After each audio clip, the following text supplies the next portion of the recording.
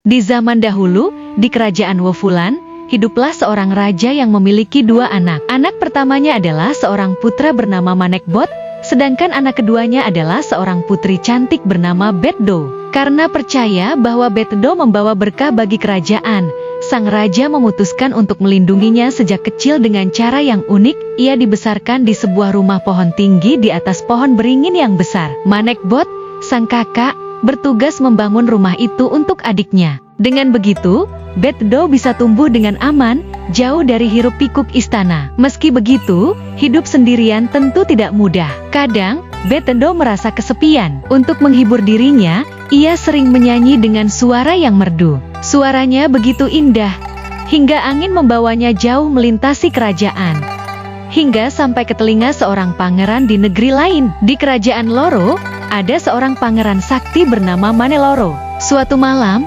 ketika ia sedang bersantai di balkon istananya, ia mendengar suara nyanyian yang begitu merdu. Hatinya langsung bergetar. Siapa pemilik suara seindah ini?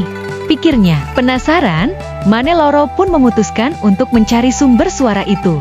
Dengan kemampuannya, ia melakukan perjalanan, hingga akhirnya tiba di rumah pohon tempat Betdo tinggal. Saat melihat Betdo, ia langsung terpesona. Begitu pula sebaliknya, mereka pun mulai berbincang, dan semakin lama semakin dekat. Dari pertemuan itu, tumbuhlah rasa cinta di antara mereka. Karena perasaan mereka begitu kuat, mereka akhirnya menikah secara diam-diam. Setiap malam, Maneloro datang menemui Betdo tanpa ada yang tahu. Hubungan mereka bagaikan kisah cinta rahasia yang indah. Namun suatu hari, Manekbot datang menjenguk adiknya. Ketika ia melihat ada pakaian laki-laki di rumah Betdo, ia mulai merasa curiga. Dengan lembut, ia bertanya kepada adiknya, dan akhirnya Betdo mengungkapkan segalanya. Manekbot terkejut dan memilih untuk pergi sejenak untuk menenangkan pikirannya. Sementara itu, Maneloro, yang merasa ada sesuatu yang tidak beres, segera datang menemui Betdo.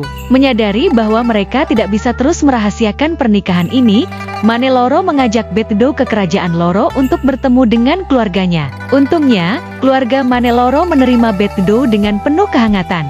Setelah beberapa bulan bersama, mereka memutuskan untuk kembali ke kerajaan Wofulan untuk meminta restu dari sang raja. Awalnya, Raja Wofulan sedikit ragu.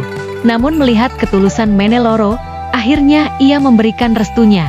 Bahkan, Manekbot yang tadinya terkejut, akhirnya luluh dan turut merestui kebahagiaan adiknya. Akhirnya, Betdo dan Maneloro hidup bahagia bersama, bukan lagi dalam sembunyi, melainkan dalam kebersamaan yang penuh restu dan kasih sayang.